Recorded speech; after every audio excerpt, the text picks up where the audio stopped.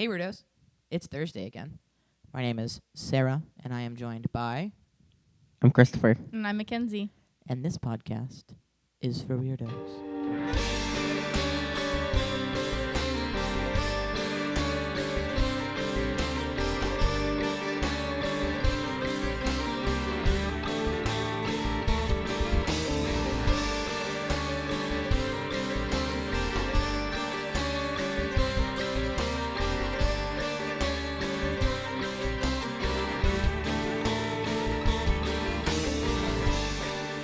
Today, we are covering timely. Again, it's not actually. I should cover this next December 5th, but happy December 5th. I'm covering a thing that's the anniversary of today.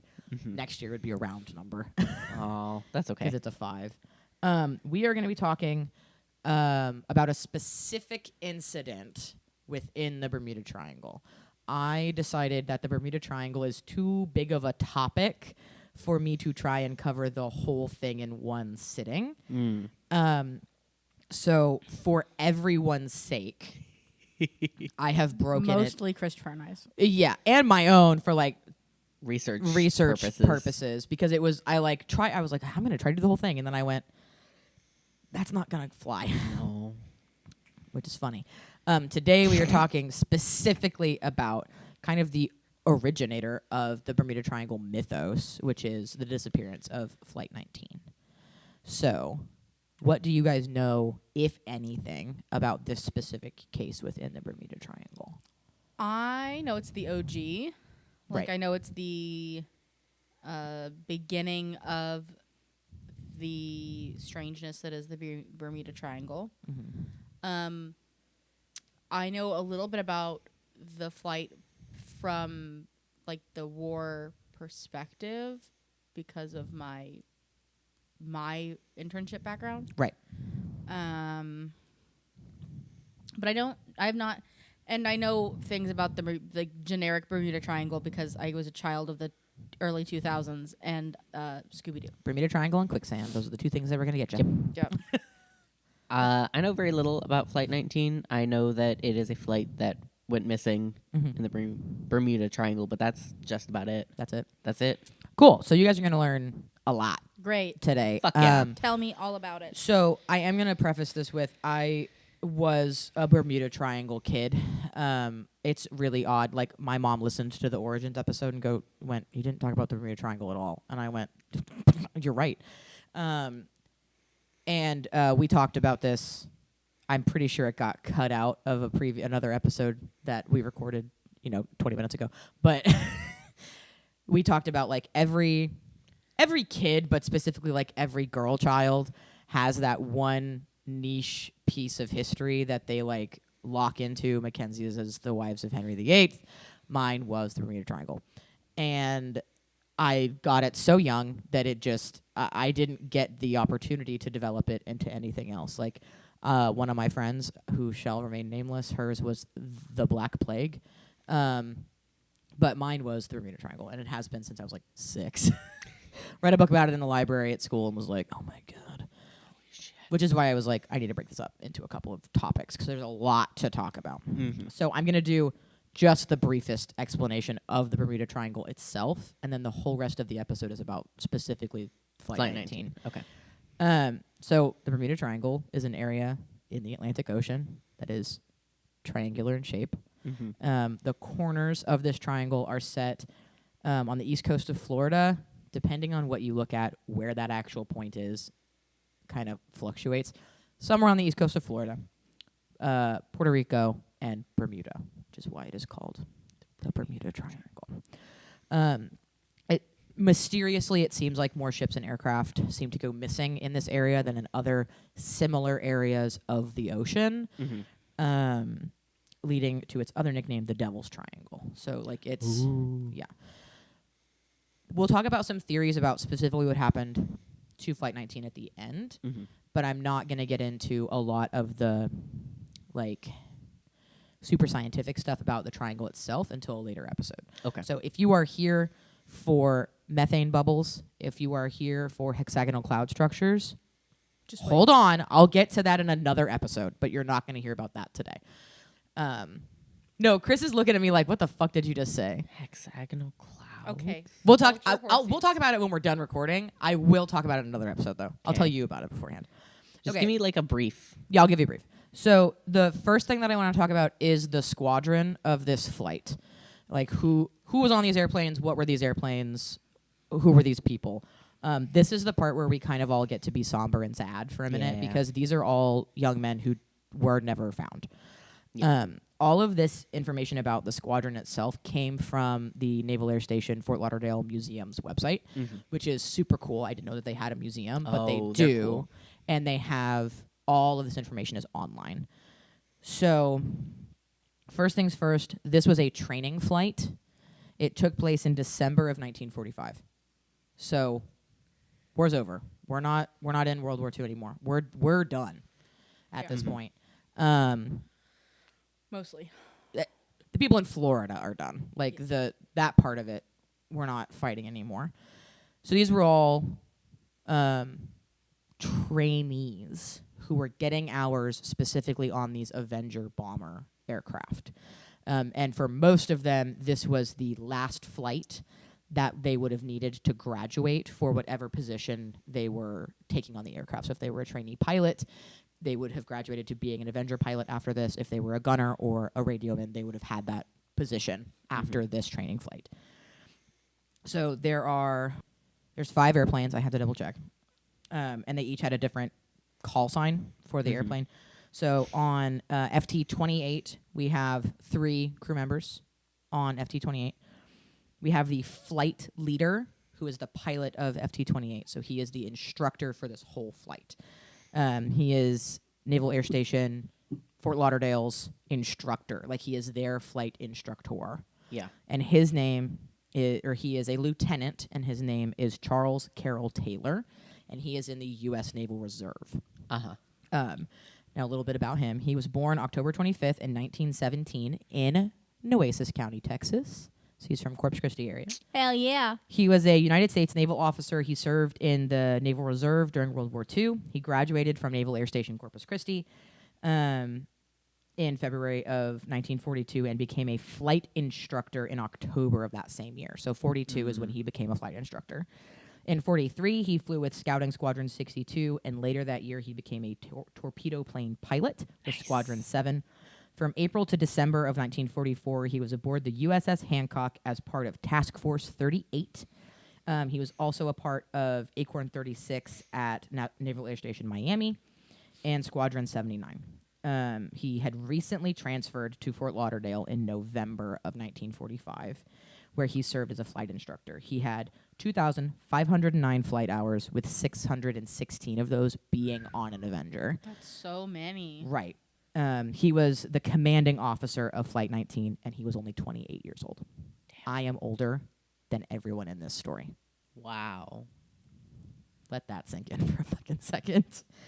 On that same plane, we have the gunner, who was George Francis Devlin, who was also in the Naval Reserve. It did not give me a rank, I don't think, for him. It might be in the paragraph. He was born in Brooklyn in 1928. He was eager to help in the war effort and couldn't wait to be of age, so he decided to enlist in the Naval Reserve at the age of 15 under the alias Robert F. Harmon. He trained at Barbers Point Naval Air Station, Hawaii in 44, and by March of 45, he deployed to Guam and the fleet anchorage in Ulithi, where he reported on board the USS Enterprise, one of many USS Enterprises. Yeah. The war ended, and he made his way to Florida, where he trained at Fort Lauderdale. He was soon flying as a gunner on the Avengers. At 17, he was in the process of having his alias changed to his birth name when he disappeared with Flight 19. So he was like trying to become legit and no longer lying about who he was in the military, because he was old enough to be in the military now. Like, he was trying to like do it the right way, but all he wanted to do was go fuck up some Nazis. Like, Yeah. what a good kid. 17 years old. Radio men on that same. This is gonna be a fucking bummer, guys, until I get through this part, and then we talk about the fun, like, weird shit. And by fun, weird shit, I mean a bunch of men going missing on airplanes. A bunch of bummers. The radio man on that same plane was Walter Reed Parpart Jr., also of the Naval Reserve. Junior. He was born also in Brooklyn, New York in 1927. There's not a ton of information about him on their website, but the museum at Fort Lauderdale has the logbook that he left behind. And it was donated by his family along with original photographs of him in uniform, also a presidential citation hand-signed by President Truman, and family correspondence between the mother of Charles Taylor, the lead pilot, and Walter's parents. Wow. So he was 18 years old. So they've got some cool artifacts from him, but we don't know a ton about him other than that. The next plane is FT-36. The pilot is Captain Edward Joseph Powers, who was in the Marines. And he was born in 1919 in Mount Vernon, New York. He graduated from Princeton University in 1941. On that same year, he enlisted in the Marine Corps. Upon graduating, he was assigned as a training instructor at Quantico. Later on in 44, he would request a transfer to become a cadet in the Naval Air Forces. Wow. He gave up his commanding position for his desire to fly the Avenger. Yeah. Though as a Fort Lauderdale student, he was a senior officer on Flight 19. He technically outranked the flight instructor. Yeah. He was the only married man in the squadron and the only father.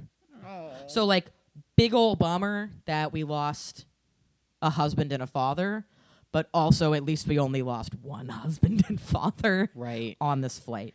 It was noted that Captain Powers' wife had a premonition and called the base several hours before the disappearance. It was also noted that 2 months prior, when Powers was stationed at Naval Air Station Miami, it was reported that his gunner, Michael Belvito, was missing from the Avenger that they were flying. The gunner's door and parachute were gone. A search was launched, but nobody found anything. So this guy just went missing. Just Bounced out the gunner door with no warning, no telling of the pilot, never found. Still unknown what happened to that gunner. But he took a parachute. Yes. But no one knows what happened to him. That's crazy. Like MIA. Wow. Yeah. And how old was the guy, the pilot? He was 26 years old. 26. Okay. Yeah. The gunner on this plane, the Flight 19 plane, not that previous plane, Not the that previous gunner plane. that went missing. This gunner This one. was Sergeant Howell Orrin Thompson, who was in the Marine Corps Reserve. He was born in 1925 in Chicago. He became a Marine Corps Staff Sergeant, was his rank. I was like, what's the word I'm looking for? In May of 44, he worked as a mechanic at Naval Air Station San Diego. March 19th of 45, he was aboard the USS Franklin Big Ben doing ordnance when the ship was attacked by a Japanese dive bomber, dropping 2 semi-armor piercing bombs. November of 45, he was transferred to Fort Lauderdale to continue training. He was 20. Radio man on that was Sergeant George Richard Paunessa. Yep.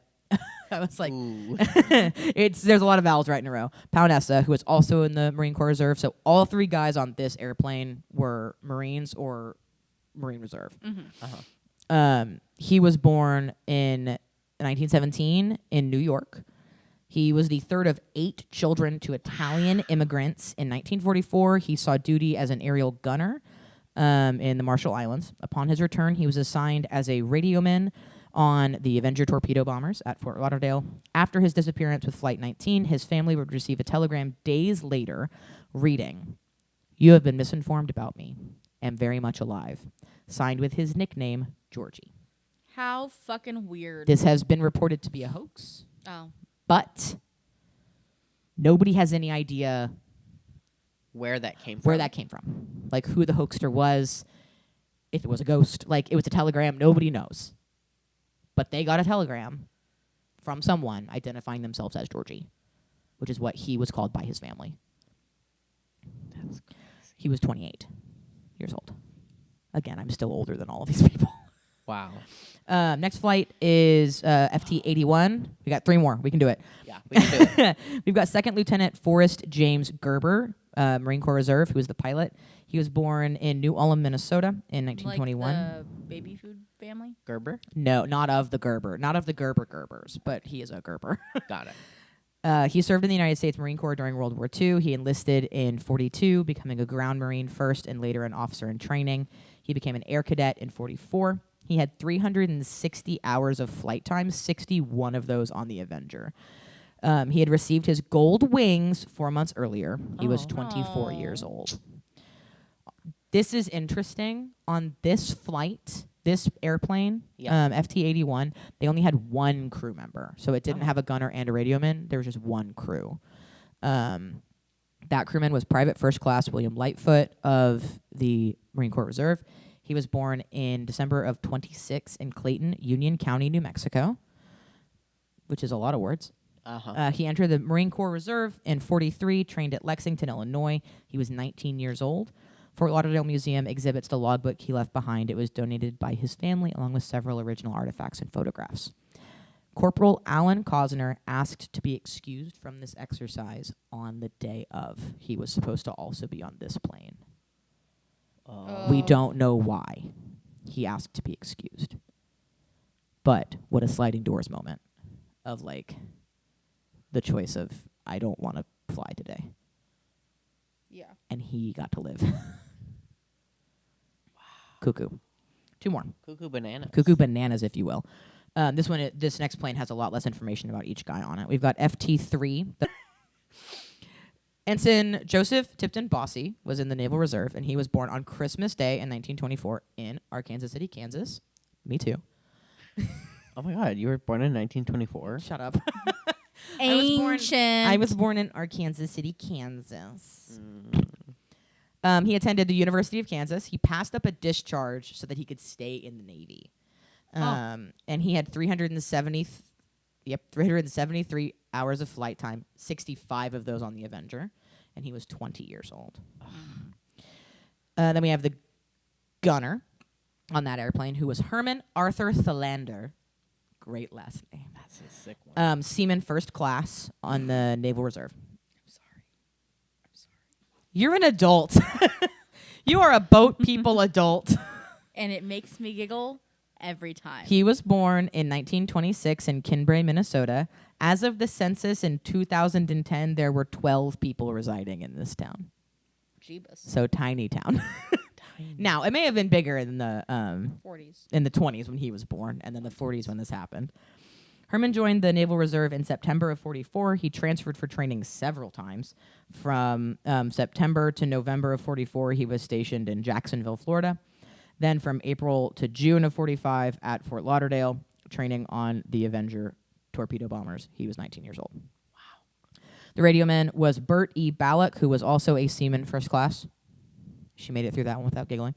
In the Naval Reserve, we have very little information about him. He was born in 1926 in Bloomfield, New Jersey, graduated from Bloomfield High School in 1943, and entered the service soon after he was 19 years old. Just a little guy. All right, last one. Deep breath. This is FT-117. Pilot was Captain George William Stivers, Jr., U.S. Marine Corps. Good name. He was born in April of 1920 in Piedmont, Missouri. He graduated from the Naval Academy in Annapolis in 1942 as a fresh second lieutenant. He was part of the Marine platoon in the 1st Raider Battalion, then part of the 3rd Raider Battalion in 1943. Then during the Battle of Tarawa. In 1943, George was General J.C. Smith's aide-de-camp in the 2nd Marine Division. He was cited for gallantry. Oh, what a good boy. Twice in Guadalcanal and once in, say it again. Tarawa, thank you. In 1944, he became an air cadet. Same year, he received his wings from the Naval Air Station in Corpus Christi. He then transferred to Fort Lauderdale to train on the Avenger torpedo bombers. He had 374 flight hours. He was 25 years old. Two more. The gunner on that aircraft was Sergeant Robert Francis Gallivan, U.S. Marine Corps Reserve. He was born the 3rd of July, 1924 in Northampton, Massachusetts. He was a Marine Staff Sergeant, veteran of World War II battles of Guadalcanal, Tarawa, and also Bougainville. Spell it. Bougainville. Bougainville. From December 15th, 1942, Robert was attached to the Marine Squadron VMSB 143 as an airplane armorer and torpedo repairman. He served at Henderson Field in Guadalcanal. And in 1943-44, after the Battle of Tarawa, I got it right that time, Good Robert made his way to Fort Lauderdale, where he would train as a gunner on the Avengers torpedo bombers. He was going to be discharged and released the following day. Before his disappearance, he was 25 years old. Sorry, it's a real fucking bummer of a story, guys. And last but not least, the radio man on FT-117 was Private Robert Peter Grubel, who was Marine Corps Reserve. He was born in 1927 in Long Island, New York. He joined the Marines in 44. He trained at Marine Corps Air Station in Eagle Mountain Lake, Texas. He was part of the Marine Scout Bombing Squadron 931 with Marine Aircraft Group 34. October of 45, he trained at Naval Air Station Miami. And by December, at Fort Lauderdale, training as a radioman/bombardier aboard the Avenger torpedo bombers. He was 18. So our youngest is 17. We've got a lot of 18, 19, 20-year-olds, and then we've got like a couple 28s and a 26. Okay, everyone take a deep breath. December 5th, 1945. So this is why I said I should have covered this next year, because then it would be an anniversary. It would be 60 years. No. 80 years. Why do I always think that it's the year 2000? So it's the 79th anniversary of the disappearance of Flight 19. So before the training flight, all of the planes went through a routine pre-flight inspection. All aircraft had enough fuel for 5.5 hours of flight. The only thing that was off was that all 5 planes were missing their 24-hour clocks, which were commonly stolen from these aircraft. Yeah. And all pilots were expected to have a wristwatch. So this was not a grounding issue. This was not a, God damn it, somebody stole the fucking clocks and now we can't do our flight. It was a, you got your watch, pilot? Cool. All right, we're good to go. Yeah. The weather was considered favorable with a moderate sea state. Moderate sea state. C-state. The flight was scheduled to take off at 13:45. If you are not good with military time, subtract 12 from whatever time I'm saying. 1:45. 1:45. I'm not doing, I have to do 24-hour time. It's easiest. So it was an afternoon situation. This was an afternoon flight. Scheduled to take off at 13:45, but Lieutenant Taylor arrived late. Lame. He's the instructor. He asked the duty officer to find another instructor to lead the flight. He gave no reason for why he did not want to fly. There were no other instructors on duty, and so Taylor had to go. Weird. So it begins very mysteriously. Yeah. Right? Odd. The lack of clocks is not that mysterious No, that was a because that pretty happens common issue. all the time. Like those were a commonly pilfered item from this specific aircraft, really, because it was super easy to just like yoink them out. So shortly after 1400, the 5 Avenger torpedo bombers left Naval Air Station Fort Lauderdale for a routine training flight, which was meant to be their last for most of the men before they graduated. The planned route, known as Navigation Problem 1, was to fly east of Florida to a location known as the Hens and Chickens Shoals, about 56 miles offshore, where they would perform bombing simulations for about 30 minutes on a stationary planned fake target with their fake torpedoes, then fly on that same previous course, continuing east for another 67 miles, then turn left and fly on a course of 346 for 73 miles, which is northward. We're also going to be talking about compass courses, so 360 degrees with 360 or 0 being due north for reference, because I didn't figure out a better way to convert it. They talk a lot about compass directions in this. So they were heading east. They don't tell me that course that they were heading on. And they turned left to go north on a course of 346 for 73 miles, during which they would fly over Grand Bahamas, then turn to a course of 241 and head back the 120 miles to Fort Lauderdale. So they were going east, north, back west to Fort Lauderdale. And it was kind of like due east, kind of northwest, and then southwest to get back to Fort Lauderdale. If all went according to plan, the men were expected to land back at Naval Air Station Fort Lauderdale at 17:23. So this was 5:23. 5:23. 4-hour flight. It was expected to be a 3-hour flight because they left at about 2-ish. Yeah, so about 4.5 hours. And they had enough fuel for an additional hour of flight time, just in case. For the first leg of the exercise, everything seemed to be going according to plan. The flight tower had communications back and forth from Flight 19 indicating that they had made it to the shoals, that they had completed their bombing training, and that they were continuing to head east. The first signs of trouble were actually overheard by another pilot, Lieutenant Robert F. Cox, who was set to perform the same training exercise about an hour later. So they were going to be having basically like staggered this training flight several times throughout the day. Yeah. That's how routine this exercise was. Yeah. At 3:40, when Flight 19 should have made the northward turn, Lieutenant Cox heard two voices later identified as Taylor, the instructor, and Powers, which is the Marine who actually outranked him, talking back and forth. Taylor was repeatedly asking Powers for a compass heading, and Powers finally responded with, "I don't know where we are. We must have got lost after that last turn." Which is insane because those are well-trained pilots. And Yeah. this is a routine Flight. flight. Like it's not when they It's don't not know. it's not even navigation problem 2. It's This one. is 1. This is like the navigation bombing training flight. Yeah. Level 1. And little. when they left, there was no weather. There was no visibility concerns. Like Nothing. It's a clear day in Florida. y'all. clear day in Florida. It's very, very odd that something fucked up where they were going. Yeah.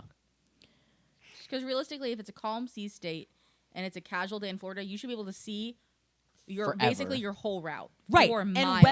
weather wasn't even considered like decent. It was favorable. Like Yeah. it was good, like quality weather conditions for flying. Yeah. Like this is a great day to go fly an airplane sort of situation.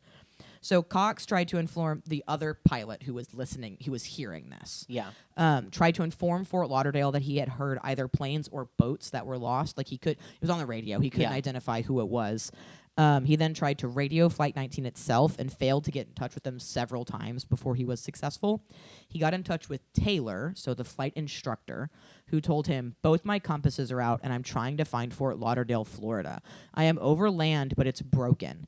I'm sure I'm in the Keys, but I don't know how far down and I don't know how to get to Fort Lauderdale." So somehow, Taylor is under the impression that they have gone east of Florida, over the Hens and Chickens Shoals, and they are now south of Florida in the Keys. The Florida Keys is where he believes they are. Cox gave him instructions on how to get to Fort Lauderdale from the Florida Keys, but remarked later that Taylor sounded very rattled and confused. They had several more confusing exchanges, which ended with Taylor asking for NAS Naval Air Station Miami to see if they had the flight on their radar, and informing Cox that he did not have his emergency IFF gear on. So the IFF gear is the abbreviation is identification : friend or foe, and it is basically a thing that all airplanes have for air traffic control to identify aircraft and can tell their bearing and range. So he should have had this on, but he didn't. And it wasn't clear why. So here we go. So, a clarifying question. It is a system that is on the plane, Correct.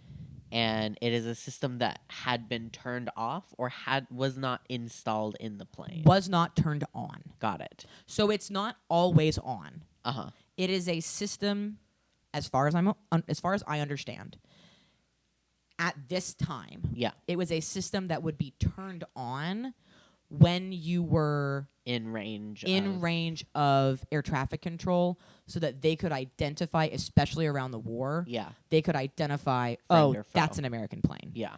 And all it does is it just communicates with the air traffic controls, like their radar equipment. And so it's like, oh, that blip is an American plane. They have their IFF on. Yeah. Okay. Got it. And so on a training flight, you would have the IFF You should on. have that on, so that way air traffic control can see where you are on your route. Yeah.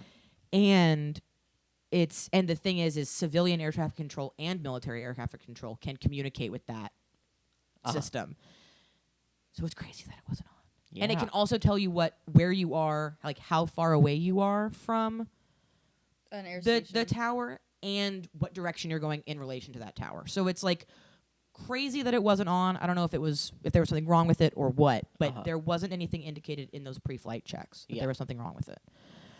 By 1626, so 426, right, Air Sea Rescue Task Force Unit 4, also known as ASTRU 4. ASTRU, A-S, sorry, ASRTU. ASTRU.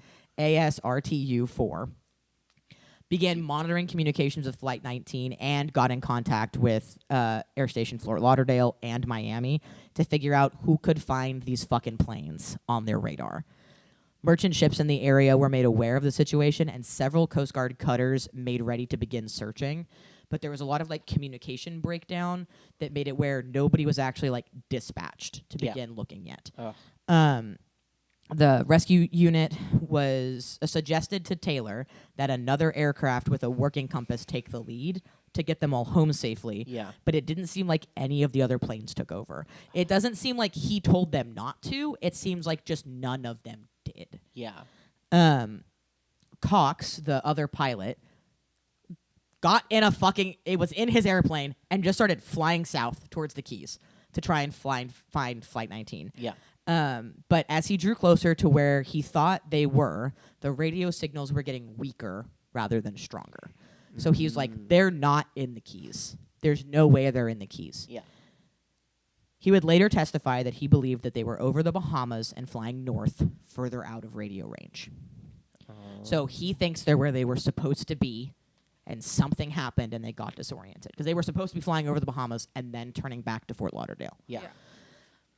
1630, Fort Lauderdale flight officer quickly determined that if Flight 19 had successfully completed the first leg of the mission and turned north, there was no way they could be over the Keys just based on time alone. Right. Flight 19 was radioed and told to fly a course of 270 or fly towards the sun since it was the afternoon, and that would bring them back to Florida. Right? It's the afternoon, sun's beginning to set, that's west. Fly towards the sun. Yeah. Taylor indicated, so they wanted them to fly a course of 270 So or into the sun. Southwestish or westish. Taylor indicated that he would fly a course of 030 for 45 minutes to make sure they weren't over the Gulf of Mexico. But only 7 minutes later, he radioed that the course was changed to 090. At this time, a student was overheard on the radio saying, "Damn it, if we could just fly west, we could get home. Fly west, god damn it." Damn. Cox landed back at Fort Lauderdale and requested to take a duty plane to fly to find Flight 19. So it's just like single chair, like this is not a like fancy plane. This isn't a bomber. He's like, let me just take the like puddle jumper situation to go find these guys and bring them home. But the weather had begun to deteriorate at Fort Lauderdale. Taylor radioed that he would fly a course of 270 until they reached land or ran out of fuel, which should have brought the planes back to Florida. At 1736, so 5:36, the operations officer decided that no duty plane would be dispatched due to this previous transmission from Taylor, saying that he was going to fly the course they said to try and get back to Florida. However, at only 6:04 p.m., Taylor said he was turning back to a course of 090, evidently still not sure if he was over the Bahamas or the Gulf. So basically, if Florida's in the middle, he thinks he's in the Gulf of Mexico. Yeah. He's actually probably up over here. So he keeps switching if he's flying this way or this way, trying to get to Florida. At 6:20, a Catalina flying boat from Coast Guard Station Dinner Key, near Miami, was in the air searching for Flight 19, but could not make radio contact. The last garbled messages were coming in from Taylor. All planes close up tight. We'll have to ditch unless landfall. When the first plane drops below 10 gallons, we all go down together. Ugh. The Avengers were expected to run out of fuel at 2000 hours. Damn. So at 8 o'clock that night, which is about 6 hours after they left, they were all expected to run out of fuel. By this time, not 2000 hours, but by 6 o'clock, 1820, 2 PBM airboats from Naval Air Station Banana River were reassigned. They were supposed to be doing a training flight as well. They were reassigned to start fucking looking for Flight 19. Jeez. Please, for the love of God. The weather conditions had worsened severely. Like, it's Florida, right? Yeah. It can be beautiful, crystal clear, and then suddenly there's a hurricane happening. Yep. Like, it quickly got bad weather-wise. At 1930, the last transmission from Training 49, which was the call sign for one of these airboats, came in. The aircraft and all 13 men on board were never seen again either. So one of the aircraft sent to find Flight 19 also mysteriously disappeared. It's a little bit less mysterious because a fire was seen by a tanker vessel. And when they arrived at the location where they believed the fire had been, they found a massive oil slick in the water, but no wreckage and no survivors. Yeah. Like, they didn't find anything. It was just oil on the water.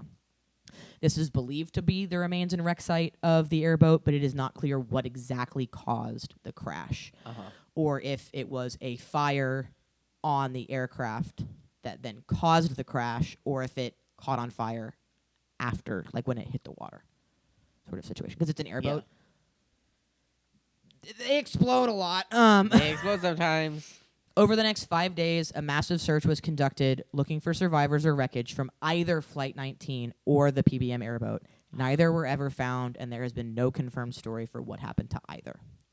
So, now we're going to talk about theories. Okay. I'm going to let that sit in for a second. Yeah. That there's a lot that goes on here, right? Yeah. Big timeline of stuff. Do you want to go boring theory to interesting theory or interesting theory to boring theory? Boring to interesting. Okay, so the boring theory is that good old human error. Yep. Sometimes shit happens. Sometimes shit happens, right? Taylor said he didn't want to do the flight. Yeah. I'm not going to say anything to slander the name of Lieutenant Taylor because the Navy already did that. And his mother sued the Navy. And guess what? She won the lawsuit for defamation of character. And I will not be doing that. I do not think that Lieutenant Taylor had anything fucking wrong with him. I do think that he asked to not fly the flight. Yeah. And maybe something happened. But the Navy tried to say that he had a fucking aberrant mind. And fuck them. Normally, I'm cool with the Navy. Like, the Navy is my favorite branch of the military. But goddamn it. That was shitty of you, Navy, to be like, he lost his mind and that's why they all died. Yeah, was because of him. So I'm not going to say that. I will say the theory of human error is that Taylor had previously been stationed at Naval Air Station Miami, and he was used to flying over the Keys. Yeah. It is entirely possible that while flying, something happened, and he got a little confuzzled and was like, oh, this looks exact. How do we get over the Keys? Like, this section of the Bahamas that I'm flying over looks exactly like the Keys. Weird. So maybe it was that. Maybe they were continuing to fly north when they should have been flying west. Maybe they flew too far out to sea because he thought they were over the Keys, so he was trying to get them home by going northeast, and they just flew out into the Atlantic. Another interesting point to note is that the conversation between he and Powers that was overheard by Cox. Yeah. Powers was like, I don't have any idea where we are. We must have got lost after that last turn. So, which is the first turn. From going east to going north, something happened because they all didn't know where they were Well, anymore. that last turn indicates that They had done more than one. They had done more than one. This was after the bombing. It was run, after yeah? the exercise, right? So they did the radio confirmation that they have is that they made it to the Hens and Chicken Shoals. They did the 30 minutes of bombing exercises, and then they continued on their original course. Yeah. So we have radio confirmation that they did continue heading on their original easterly course before they made that turn. The confusion seems to happen around when they make the northward turn towards the Bahamas. What happened? We don't know. We will never know what happened there. So could it be human error? Could it be, they don't have the navigational equipment that we have now. Right. Something could have gotten screwy. Something could have got weird. I don't know. I wouldn't be telling this story if I thought it was human error. I don't think it's human error. So aliens. This is not a long theory. There are people who believe that there was some sort of extraterrestrial, ultraterrestrial intervention that there was maybe a loss of time, and there's a theory that when you get abducted by aliens, they put you back sort of where you were supposed to be. Almost. Not exactly in the right spot. So that communication of must have got lost after that last turn. That's where people kind of point towards maybe there was a blip of all of those planes were taken somewhere else and then brought back but plopped down kind of this way. Yeah. Instead of this way. Which would explain why none of them really knew what was going on. These are 5 pilots, all who have a decent amount of time in these aircraft. They're about to be done training on these aircraft. They're not idiots. These are not first-time pilots. They're not even, this isn't even their first airplane for most of them. They have many hours on other planes. This is just their last training flight on this plane. So how in clear weather can you make a turn and then be like, I don't know where I am anymore? There's a theory of some sort of extraterrestrial intervention with that. Wild. Now we're going to talk about time travel. Space-time tunnels. Oh. A portal? A portal. Oh. So this is actually a really, really common Bermuda Triangle theory. Yeah. Is that portal there are hell. these weird time slips that happen within the Bermuda Triangle. And sometimes it's just, that flight that I just took, that I take routinely from Florida to the Bahamas or from Florida to the Keys, whatever flight, normally takes this much time, and today it took half as much. Why did that happen? You can shave a couple minutes off of a flight. Yeah. The theory is in their turn northward.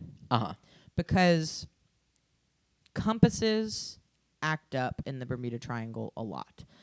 Technical failure, navigational instrument failure is one of the most cited phenomena in the Bermuda Triangle. But what if it's not instrument failure?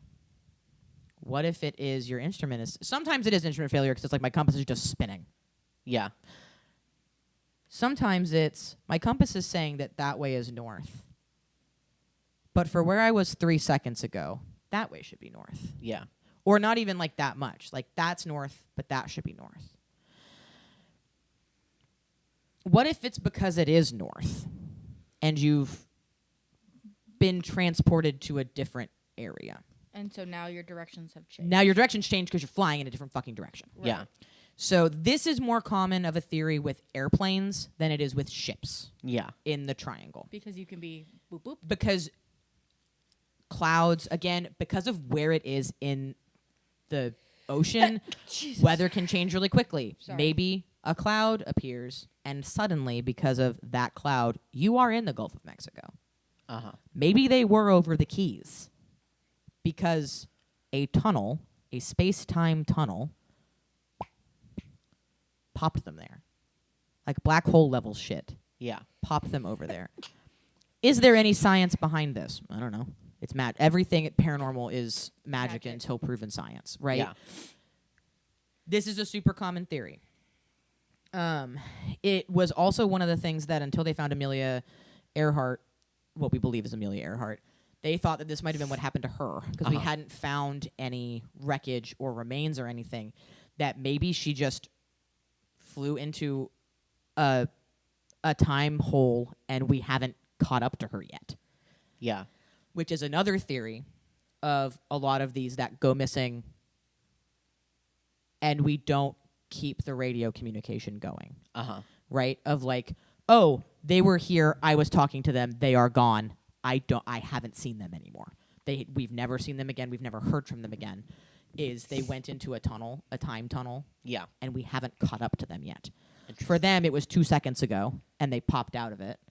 And now, but for us it's 200 years in the future. Or 200 years in the past. There's an airplane before airplanes existed. Now, I think my theory is something affected Flight 19 that is paranormal in nature. That either spit them out over the Florida Keys or picked them up and set them back down in a different direction. Yeah. I then think that before they ran out of fuel, before they crashed, it happened again. And that's why we've never found them. Because no wreckage of any Avenger bombers have ever been found in the Atlantic Ocean. Yeah. Or in that area. Or where it would drift to. Or by the Florida Keys. Like any of the areas where they think they were, there have been so many searches because people want answers. Right. About what happened to these men. They want to be able to put them to rest. Yeah. And I think the reason why we haven't found anything is because there's nothing to find. Not because they exploded on impact, which is possible, but also there's some wreckage left over from that. My like super crazy harebrained theory is that they aren't here. Like at all. At all. I don't know where they went. I don't know if they, like, we're going to get real big brain here. I don't know if they slipped into an alternate universe. Like, if they're on an alternate timeline. Right? Like, we're currently in the timeline where Kesha has come back. Maybe they're in the timeline where Kesha didn't come back. From retirement. Maybe they're in the timeline where the world did end in 2012 with the Mayan calendar. Yeah. Like, maybe just because, you know, there's that, we'll talk about, like, alternate timelines and that kind of shit probably in its own episode. But there's that, like, thing of, like, super delicate membrane between our reality and the next adjacent reality where there's one thing different. Yeah. And maybe in that next adjacent reality, Flight 19 never disappeared, and it's because our Flight 19 made it into that reality. Yeah. Who knows? I don't think there is an answer. I don't think we ever will have an answer. Because I don't think there's anything to find. And with the technology we have now, we can, using LiDAR and side scan and all that kind of stuff, get a beautiful picture of the ocean floor. Oh, yeah. We would have found something by now. Considering how many World War II era airplanes have been found off the coast of Florida in the past 20 years. Yeah. And we have not found a single scrap of anything from An this. Avenger, yeah. Including, so there's another PBM that went down. Not this Airbus. The other airboat. Another one. We found that one. It had been missing since it went down. We found it like 10 years ago using LiDAR and side scan. And so, and it's like similar area, that kind of stuff. And it's just, the Bermuda Triangle is just a real funky fucking place. The seafloor is weird. I don't know, man. Okay. That's what I got. Talk to me. A question. No. What's your question? this is potentially something that you're going to need to pull your iPad back out for. What is on the exact opposite side of Earth from the Bermuda Triangle? The Chinese version of the Bermuda Triangle. Okay, I have I'll Google I have a theory I'd like to Pause it. Okay. So I know in our timeline, not in the release of these episodes, I just talked about EMF yesterday. Right, yes. We just talked about electromagnetic fields, and Earth has an Position in time. Earth has its own magnetic fields, generated by the core of the Earth, the metal core of the Earth. Yes.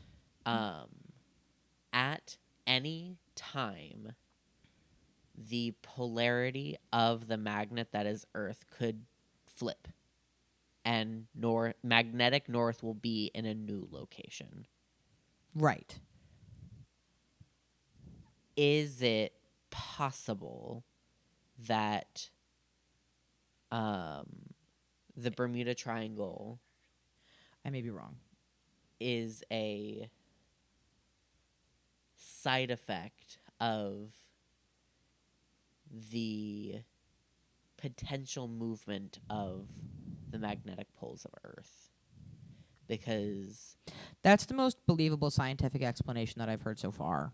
yeah, For the Bermuda Triangle, because everything else is stupid and wrong. because like if and disprovable. Like the thing with science is, until you can prove a theorem several times, it isn't one, right? Like, right, and that's the shit with all the science stuff for the Bermuda Triangle. Again, I will talk to you about methane gas. I have stuff from the goddamn United States Geological Survey to prove that fucking wrong. I will talk about hexagonal cloud structures and prove you wrong. I will talk about air cannons and prove you wrong. Like, I am obsessed. I know so much about this, but magnetic field shit is not something that ever comes up because it's just enough woo-woo that the real science people are like, no, because I can't explain the magnetic field stuff. I am Mr. Science Man. I can't explain how magnetic fields and electromagnetic activity works 100%. yeah. So I'm not going to bring it up as a way to explain what happens in the Bermuda Triangle because it is still too woo-woo. That's fucking annoying. Because if instruments are what get wonky, all of those instruments are calibrated to magnetic north. Right. And so if in the Bermuda Triangle, magnetic north is different, and like there are fluctuations in magnetic north specifically there, then of course shit would go haywire and you would get lost. Right. So you're saying that maybe that's why like the compass shit gets Yeah. fucky. It's possible. And then people get lost and then they end up somewhere that isn't an area that people would check.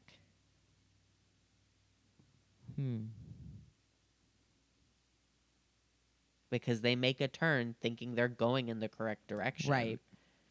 And they're headed in a completely opposite direction. And they end up far outside of the Bermuda Triangle in an area that they're not supposed to be in at all. And they crashed there. I don't hate that. I like it less than time tunnels, but I don't hate that. I know. I like time tunnels. Time tunnels is very fun. But I feel like, at least to me, magnetic shit I think is it's more something next to believable. Australia is where we actually are. I'm going to have to just Google what's directly opposite. Bermuda Triangle. Because if it is something magnetic, something with the magnetic fields of Earth changing and fluctuating, then there should be similar phenomena happening on the exact opposite of the pole. Right. Because then that would become magnetic south. See, this is saying that the Dragon's Triangle is it. Well, what's the fun fact? There's a word for something that is on the opposite side of the globe from something. What is it? I'm going to say antipode. It might be antipode.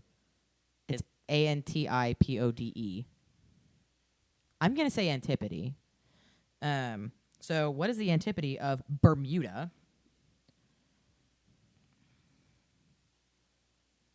So the exact opposite point of Bermuda is on the western coast of Australia. I can do it this way. I can draw a triangle on the map by going Bermuda or Bahamas. No, Bermuda.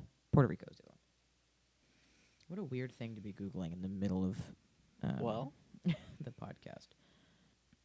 Okay. So What's your theory while I'm doing all this research? It's not for context as to why Moose was like, pronounce this battle for me. Mackenzie used to work at a I World War worked II museum. at a World War II museum, specifically Pacific Theater World War II. So I have a lot of weird World War II knowledge now. Not saying I'm a dude bro old man that has done 8,000 hours of research, but I did work in a very highly accredited World War II museum for almost 6 months. In the education department. Right. So This is crazy. planes Not what you're saying, what I'm saying. that planes of this kind were not uncommon. An Avenger bomber is a pretty It was the plane. It was the plane. Like, there's a reason why all these guys were training on it. Like, it was it. That was the plane. And especially if you're talking about a training exercise coming out of the war. So If only we had a globe and we could just like stick a long needle through it. I mean, we have. Where's the map at? it's in my bedroom. Right. So I have the points. Continue your thought, and then I will talk about where the exact triangle on the other side. So of the if you're globe is. talking about pilots and soldiers that flew in Guadalcanal, which for people that don't know what Guadalcanal was, it was a strip of an island in the middle of the Pacific that we took over by basically blowing up and rebuilding an airstrip. Yep. Right. While the Japanese were also trying to Take Guadalcanal. Right. And the people on Guadalcanal lived in horrible conditions. Mm-hmm. Tarawa was one of the largest losses, people losses that we had. Mm-hmm. Thousands of people died in the initial wave of Tarawa. So these are all soldiers that have made it through very gruesome battles of World War II. These pilots made it through shit they should not have. These pilots are all very, very talented, skilled pilots. Yeah. The other babies on these flights are the gunners and the radio men, right? These are not the people flying the airplanes or even navigating. They're support Realistically, staff. they're just vibing on the aircraft for the majority of this training mission. The gunner is there to go through the standard checks of how to be a gunner. Right. And on the off chance, which would not have happened in December of 1945, the off chance there was a foreign aircraft that they ran into, they could shoot it out of the sky. They were there to defend the airplane. Well, and also, like we mentioned in the thing, if you're doing navigation exercise one, navigational problem 1. it's not the one. It's literally it's going to be the one you're not going to be able to get lost on. So you have these highly skilled pilots on a mission that realistically is nothing insofar as whatever else they've flown in. Right. Even if it was flying in a different plane. Correct. And most of them, not most of them, all of them Had hours. tons of hours in general, and then a lot of hours on this aircraft. And the man, I would like to reiterate, the man in charge of this mission had 2,000 flight hours total. Yeah. 600 of which were in the Avenger. It's not. I can't agree with the Navy's decision on this this leader, because one, It's not a you done fucked up situation, I don't think. the only thing I can think of that would make me think he made a distinct decision, Big bad error. a big bad error, was if he was having some kind of mentee B and should not have been in an aircraft to begin with. Right. And which could be the case if he said, I find another instructor. But he didn't say, I can't He- fly. He said, I don't want to. And I Right. do believe he has the skill set that I do believe that if he were truly in crisis, he would have said, I can't do this. Find someone else or cancel the flight. I don't know. I never met the man. But I do believe, based on my research of this man, that is Yeah, and again, the case. I'm not saying that's Right, I what know, I know. happened. You know, I'm just saying if we're talking theories, there could have been, like we've talked about in other things, pilots. If you've ever watched Top Gun, Yeah. he The has a gayest movie ever mid-flight. made. Yeah, but Cougar has a mid-flight crisis where he was fine, and then he wasn't. Right. And obviously that has to do with an enemy aircraft, but like shit like that could happen when you're flying a standard. Right. Especially if you have all these flight hours and you were a pilot, maybe there's a little PTSD situation going on. Yeah. Yeah. I was like, you're don't know. talking about a group of pilots directly after the end of World War II. Yeah. And what if, and yeah, logically you're doing a training mission. Bad brain doesn't care if you're doing a training Correct. mission.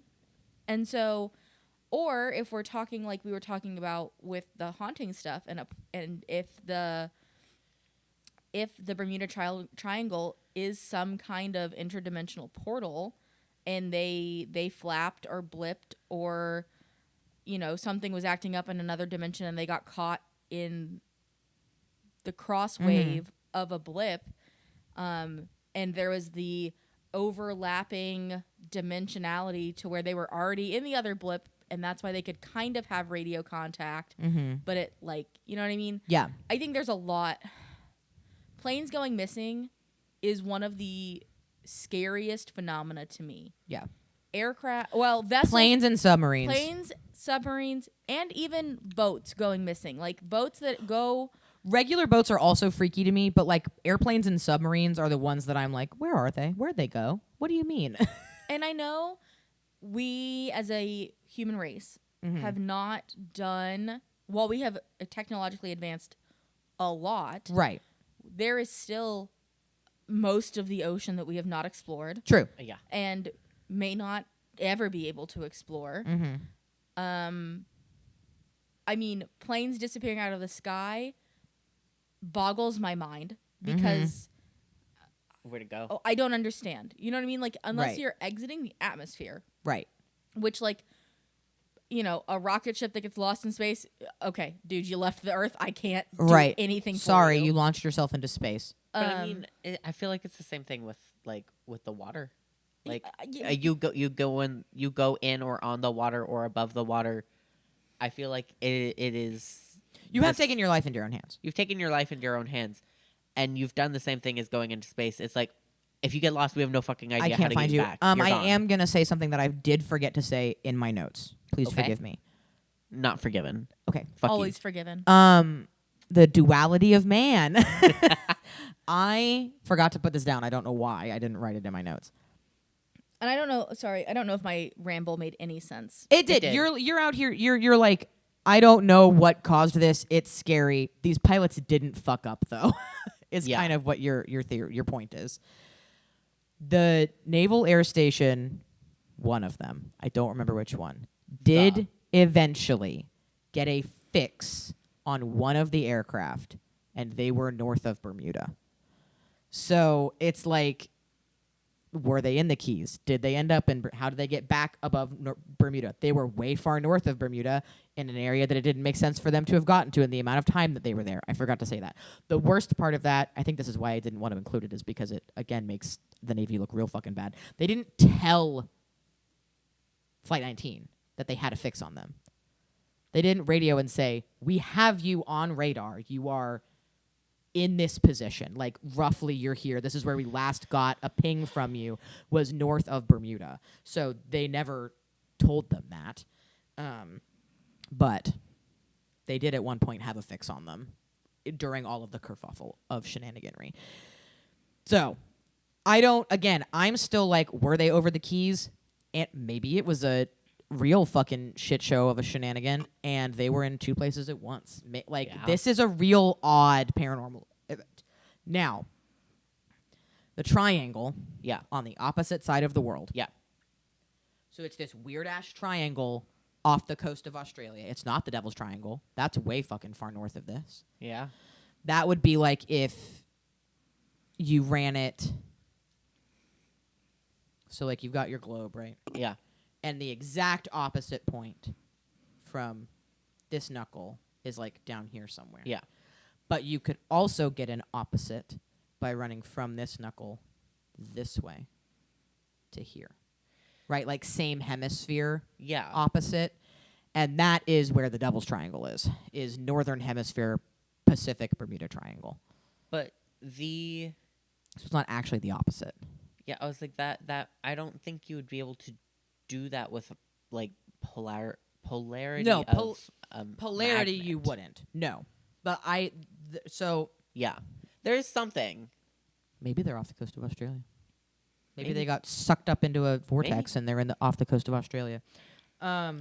Do you have a theory, Mackenzie? Do you think it is something specific, or are you just freaked out because airplanes went missing? Which is an acceptable answer. No, I have a thought. I have a think.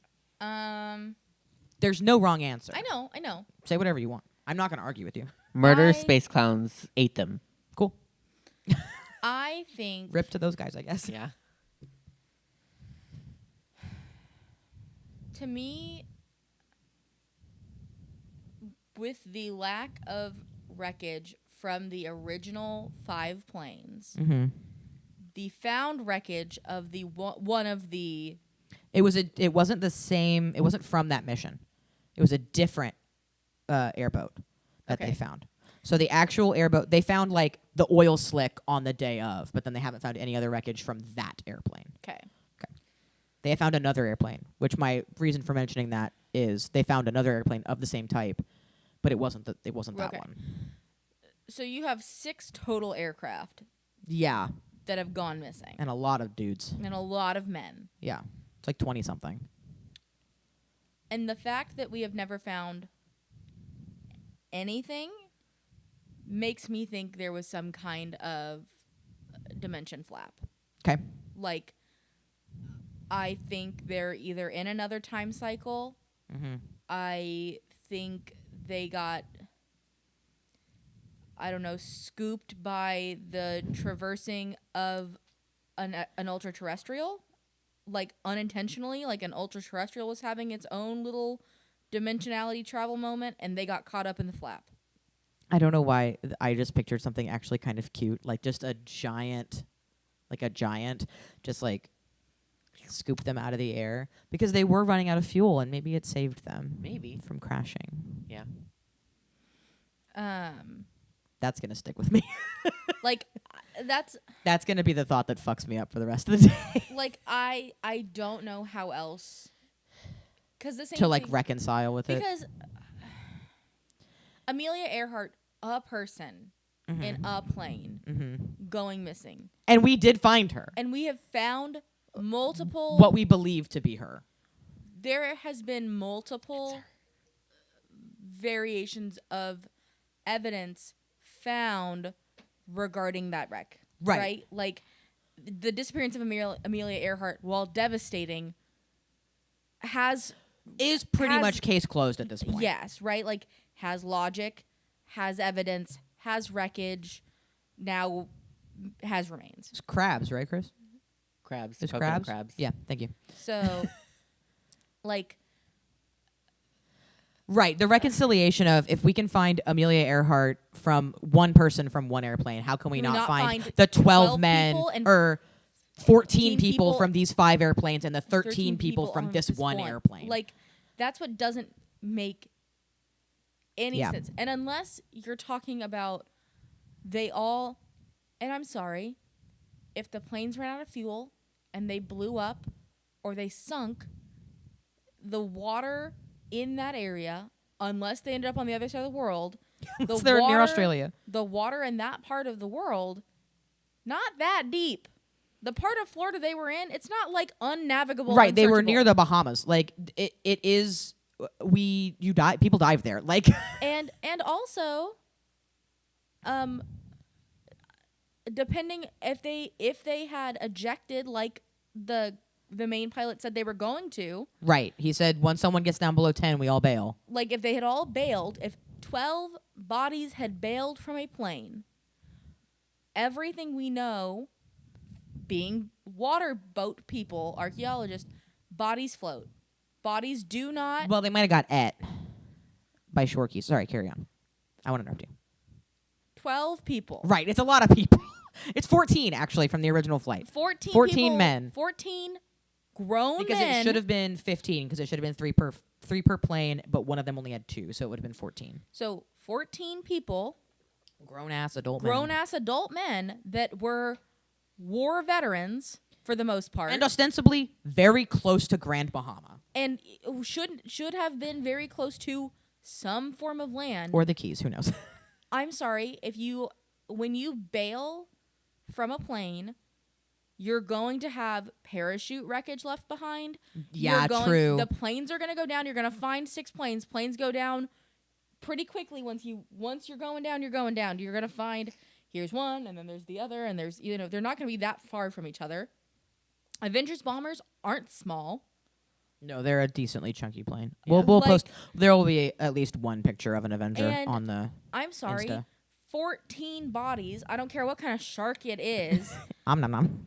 Bodies bloat and float. Somebody would have seen and they're going to naturally wash to shore. And they searched for 5 days. Yeah. In And both areas, the like, Keys and all around the Grand and Bahamas. I'm sorry. It is and was the greatest Search and rescue effort in American history.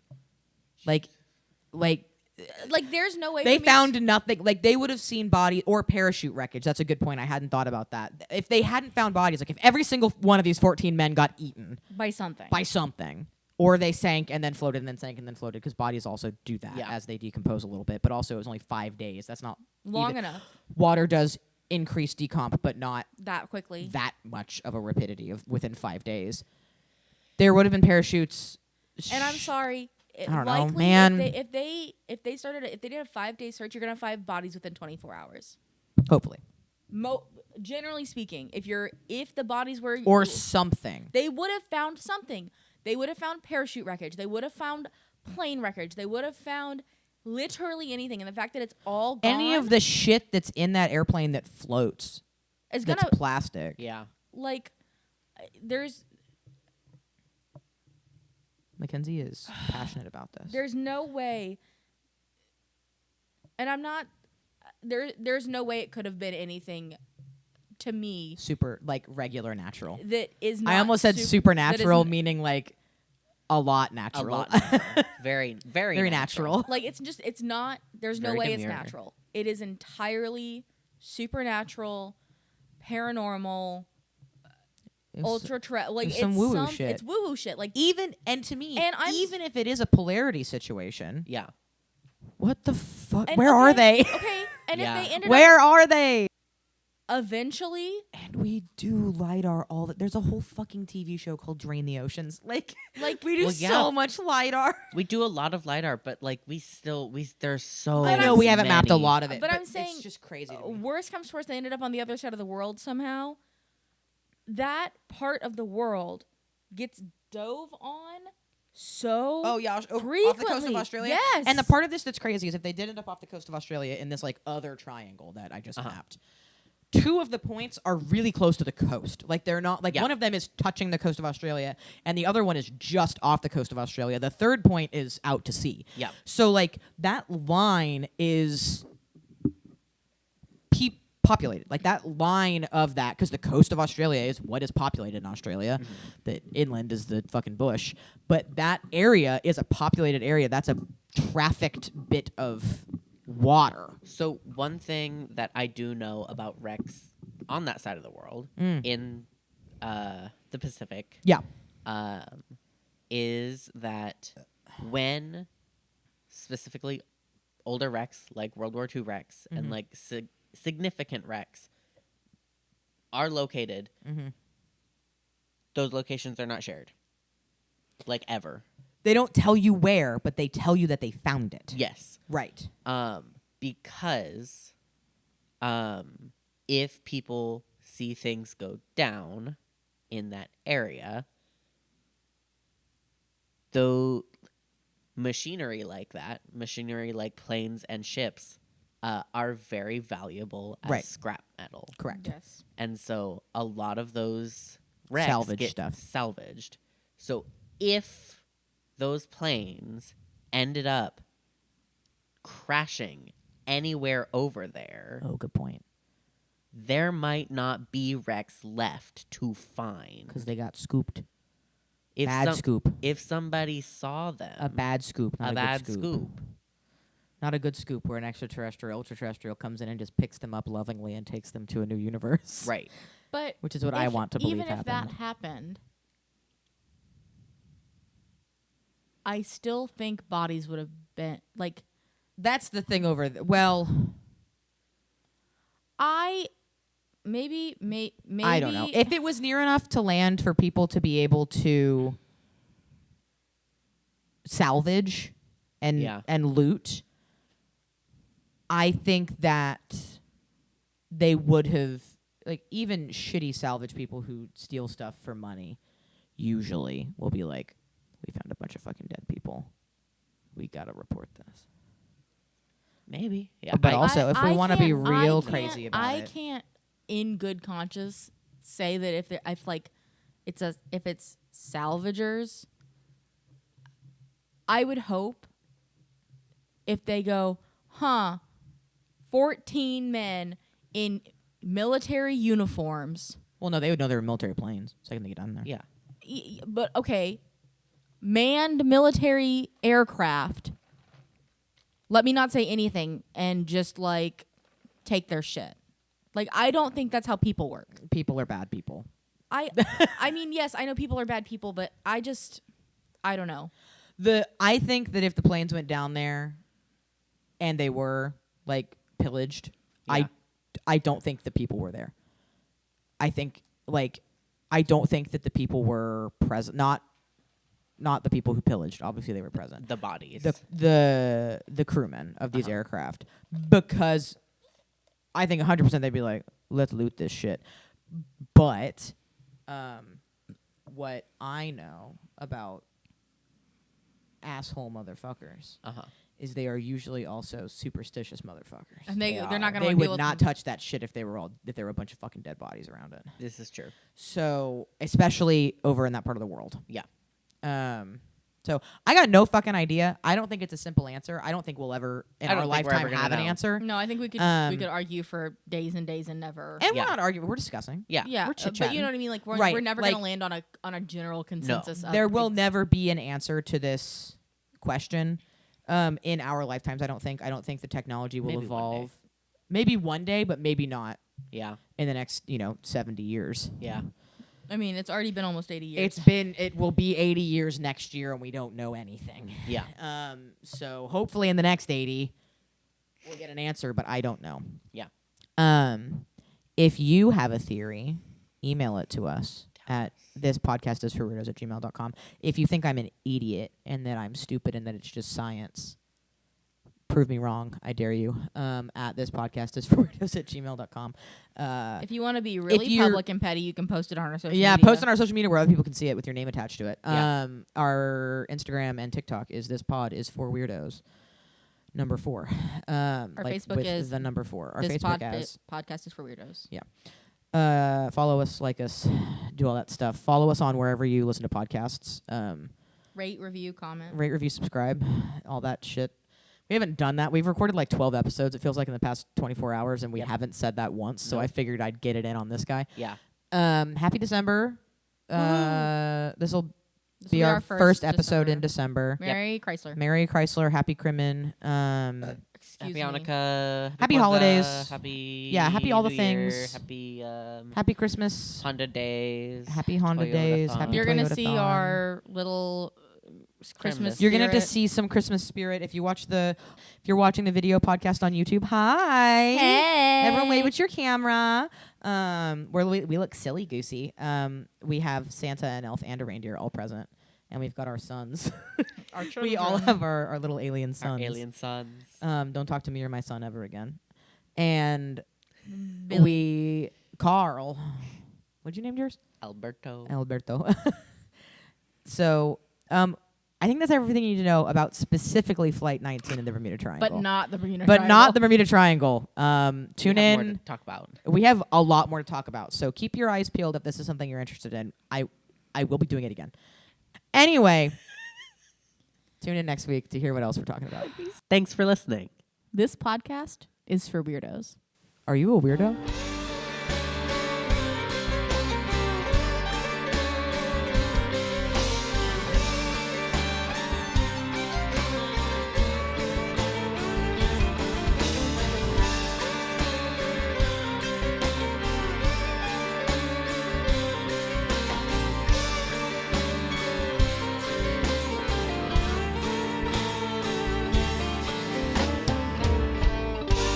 Thursdays are for the phenomena.